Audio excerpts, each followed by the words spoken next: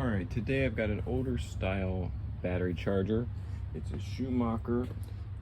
This is able to charge on 12 volt and 24 volt and has the option for manual charging as well as automatic charging. So it's been giving me some issues, so I've been plugging it in and I've been doing some work on it. Now I noticed when I plugged it in, I still got a nice hum from it. So I put it on 24 volts. You can hear it humming a little bit. I don't know if you can hear that on the camera. And then, so it tells me there's power going into it. So one of the first things to test, when I unplug it while we're opening it, one of the first things to test, if you have a battery charger that's not working well, is for voltage. And I would test in two places. First, I would test here to see if you're getting a good readout of volts here. So for example, when I plug it in, okay, it's set to 12 volt. So I'll probably be getting a little less than 12 volts since it's not hooked up to a battery right now. Some manual chargers will be spitting out 13, 14, even when they're not connected, because manual chargers are always putting out voltage. But this particular one doesn't fully put out voltage until it's connected to a battery. So yeah, I'm getting, you can see here, 11.6, 11.7, 11.6. So I have voltage here now. Now the other place to check for voltage would be right here. Move it careful so I don't touch any metal leads together. Right in here where your positive and negative come from the outlet. So they come in here and your negative is actually going to be here, this white. You just follow the lines here. Let me bring you in closer. Just going to follow the lines in. So we follow the outlet from the wall. It comes in here, right? All right, and then it splits the three. We get the green, we got the black, and we got the white. Okay, so black we can see kind of loops around, goes back down, and then goes, down to that white box there where another black one comes out and that other black one goes here, okay? And then the white just goes straight to here at the transformer. All right, so testing the voltage here with these two, I had 70 volts, which is confusing because I was expecting 120 or close to it. But then I realized when I went back to this white box where the second black split off and went to the transformer, before it splits, the primary black that comes directly from the cable to the wall, that is reading 120, or really it's 116.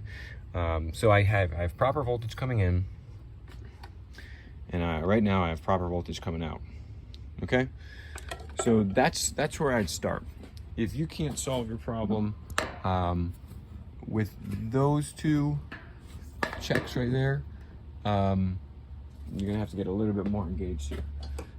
So my trouble was, even I told you I'm getting voltage from here now, I wasn't in the beginning. I was getting nothing, 0 volts. So I went back and I followed these into the box, and I had my positive going here. Set this up so you guys can follow along here. Okay. My positive going to here, and I follow my negative going to here. Okay, and I said, I'm getting 11.6 volts there. And then I flicked it on to 24 volts, see if anything would change. And I said, getting 20.2 volts there.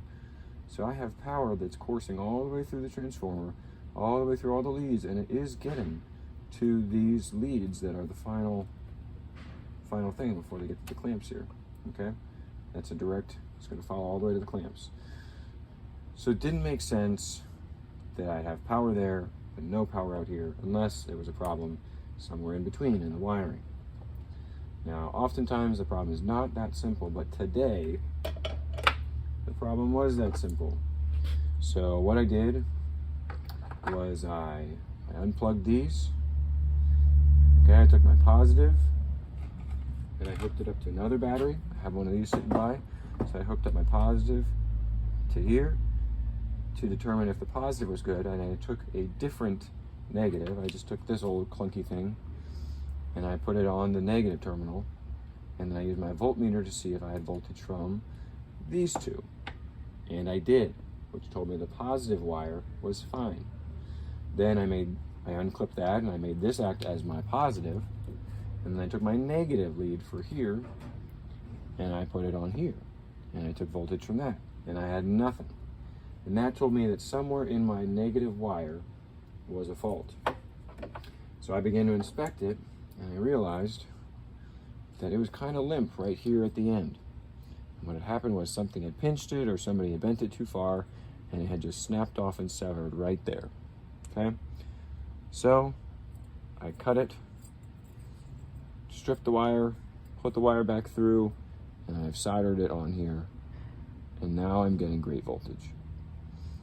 So that is how I fixed this battery charger, and hopefully this can help you diagnose yours as well. I appreciate you watching. Till next time.